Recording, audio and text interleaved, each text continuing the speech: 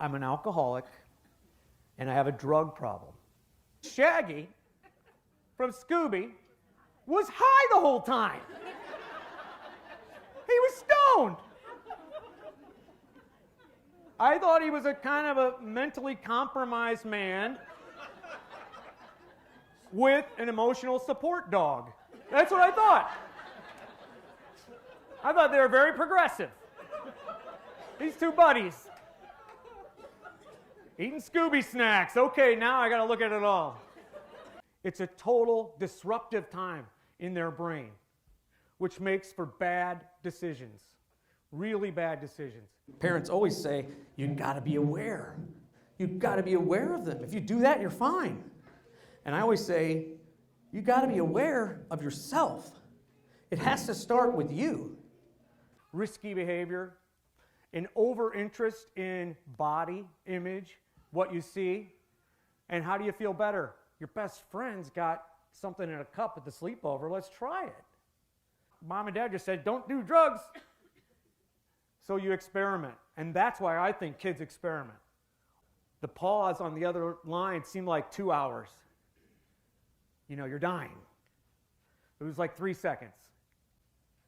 And he said, we'll be right over.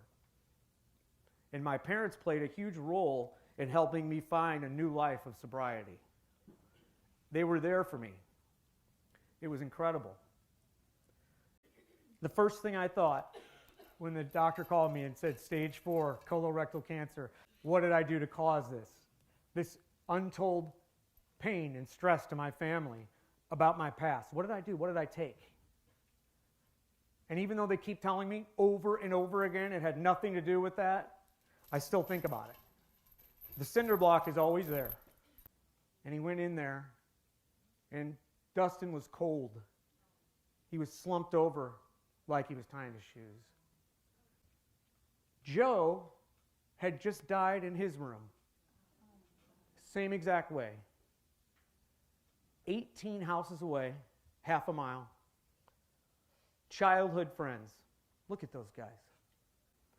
Each boy had a substance, a little bit of what they thought was meth.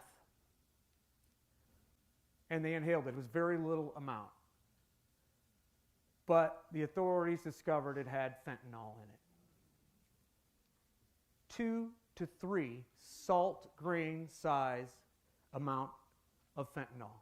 See that salt on the table? 2 to 3 of those had killed each boy within 20 seconds. And that's why he was slumped over. And I wondered what my wife would say to my daughter when she got old enough and she asked about her dad. And I thought the very best I could get right there is that she would tell her, your dad was a good guy, but just too sick to live. And that's what happens. Too sick to live.